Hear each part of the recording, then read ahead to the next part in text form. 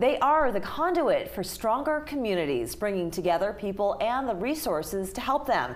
We welcome Helen Wolfe, Senior Director of Development and Stewardship for Coastal Community Foundation.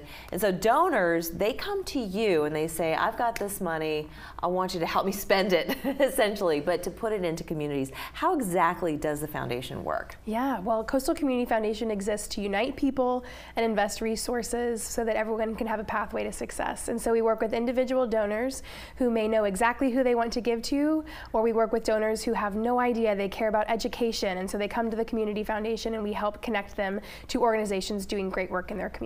And who are these donors? Are these high net worth folks that have a hole burning in their pocket that they want to make sure that they are giving to good causes? Yeah, it's everyone. So we've, as everyone knows, there has been a huge growth in new members of this community in Charleston. So we're seeing a lot of folks that are moving from elsewhere that want to make a difference in this community, their new home that they have chosen.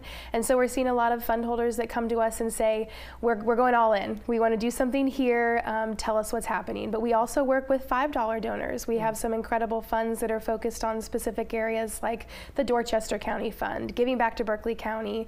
We have these geographic areas that any member of the community can contribute to that fund, serve on the grants community, and know they're making a difference in their own backyard. And this is not meant to sound cheeky, but why would someone want to go through the foundation as opposed to just going directly to the source? Absolutely.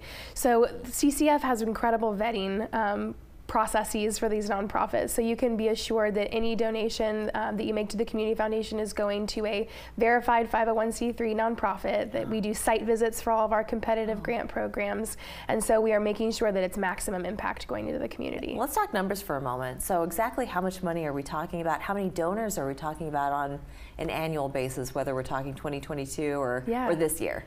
So I love numbers. So CCF started with $9,000 back in 1974, and we've now grown to $450 million. Goodness.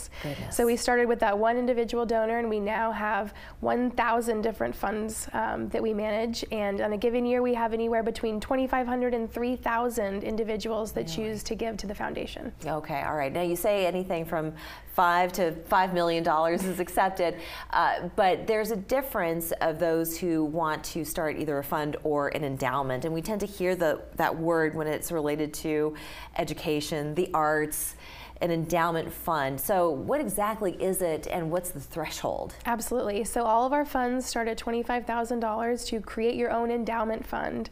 And so these donors that choose to invest in us as the Community Foundation, we then invest their money. And so the money that they contribute to their fund grows through sound management from our financial partners.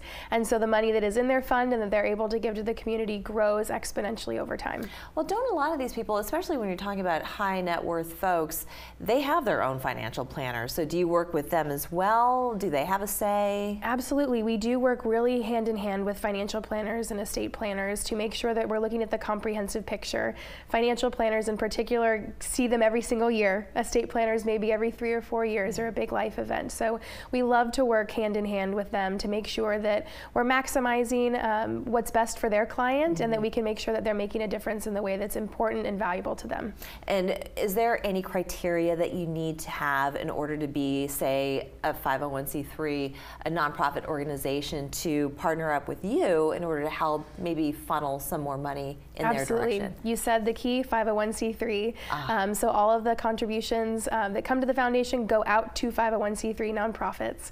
And so we have a great committee that reviews all of the money that's going out the door and making sure that it's going to a 501c3, but outside of that, there are very few restrictions. Really? Okay. So that is the one thing that you have to be. That's right. Okay. And do you have to audition for the part? I mean, or is basically that's going to be the one hurdle? There's two different ways. So we have two different ways that nonprofits receive money through our competitive grant making programs, which are currently structured in January and June, and those have a full application process. The nonprofits are well aware of those two grant cycles, and we receive over hundreds of these applications. And so those are vetted by our community grant making team, and so that's one way to get in. And then additionally, donors may choose nonprofits that they're passionate about, that they be from a house of worship, they are involved with a specific organization, and so donors can also say to us, please send money to this organization, we love them, and we do the vetting process as well. Terrific. Helen, thank you so much. Great information. Thank you. We're back after this.